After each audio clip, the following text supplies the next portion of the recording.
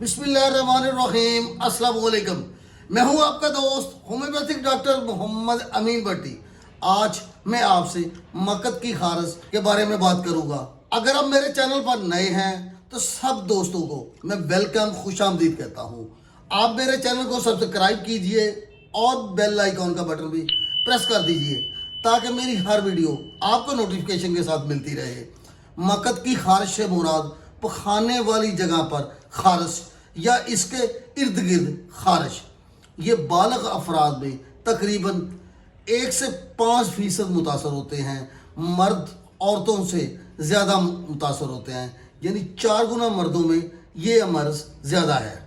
मकद या उसके इर्द गिर्द खारिश ये शर्मनाक और तकलीफ दे होती है।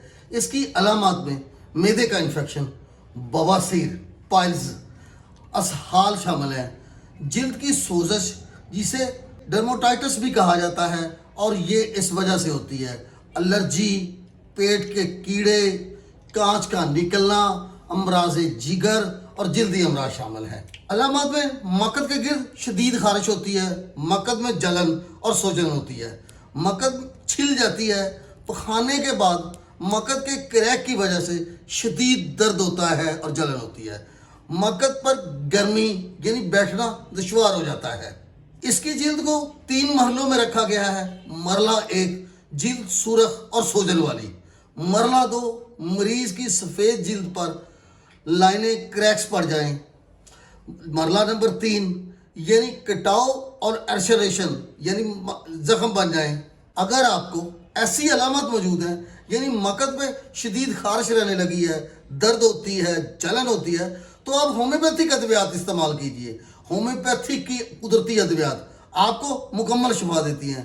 होम्योपैथिक की अद्वियात के साइड इफ़ेक्ट नहीं हैं, जिसकी वजह से होम्योपैथिक इलाज मुकम्मल इलाज है।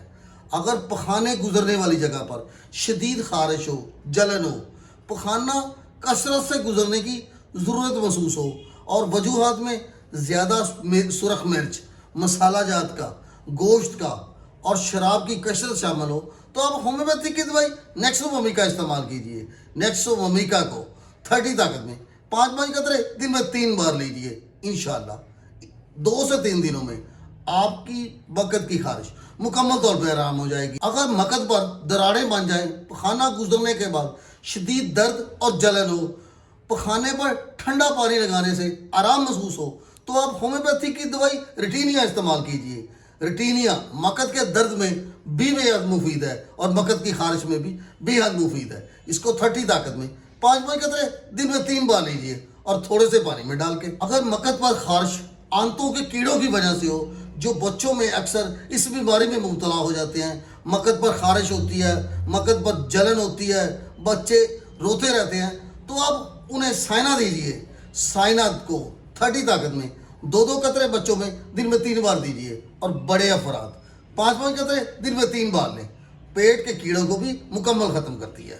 मकद की खारिश के साथ सुरख और जख्म कभी कहाँ मर्ज अदल बदल के आती है, यानी कभी असहाल हो जाते हैं और कभी कब्ज रहने लगती है। जिल्द पर भी खारिश हो, यानी पूरे जिस्म पर भी खारिश की अलामत मौजूद हो, तो रात के वक्त गर्मी से मकद की खारिश या पूरे जिस्म की खारिश बढ़ जाती हो, तो आप होम्योपैथिक की दवाई सल्फर इस्तेमाल कीजिए। सल्फर को 30 ताकत में 5-5 कतरे दिन में 3 बार लीजिए।